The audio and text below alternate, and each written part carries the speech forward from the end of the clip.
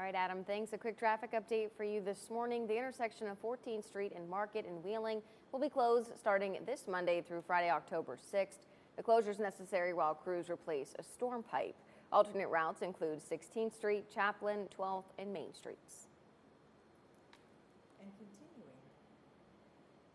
continuing coverage this morning, Route 40 in Valley Grove has reopened after a truck accident sheared a gas meter there. Ohio County EMA Director Lou Vargo tells us there are no injuries after a pickup truck veered off of the road, hit into a shed, and sat on top of the gas meter. The accident happened right in front of the Valley Grove Fire Department, and the gas company was working to find the shutoff.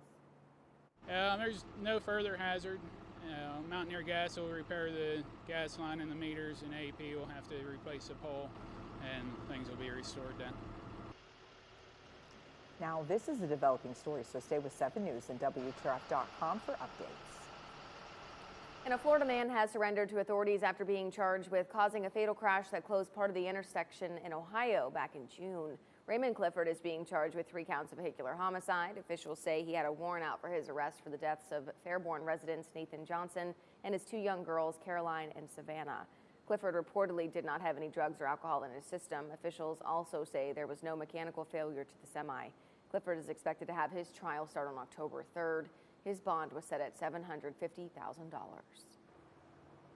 And across the Buckeye State, Ohio Governor Mike DeWine gave an update yesterday about the progress of the efforts to reduce violent crime in Cleveland.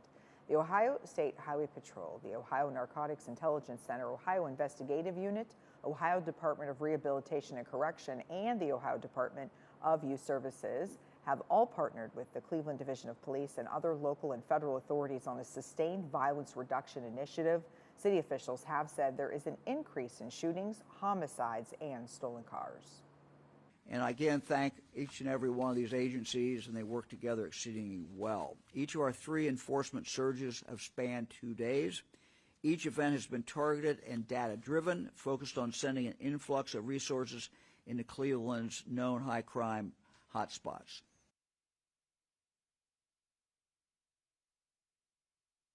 As part of the initiative, the OSHP has increased traffic enforcement.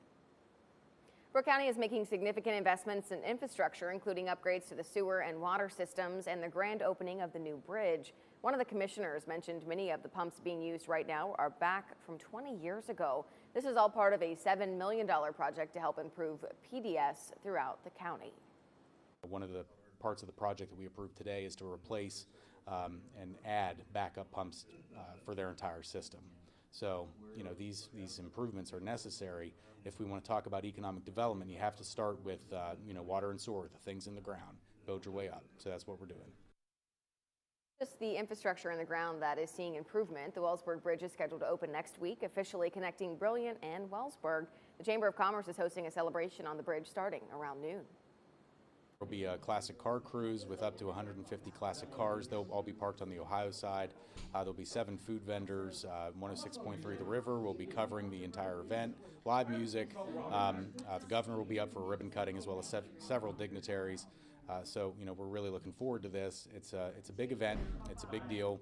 It's been about a century in the making. Parking on the West Virginia side for the grand opening will be at the Old Shop and Save in Wellsburg and the Brownlee Terminal in Beach Bottom. Shuttles will be busing people to the bridge from both locations. All eyes were on Charleston last night as the West Virginia Department of Education honored the state's Teacher and School Service Personnel of the Year.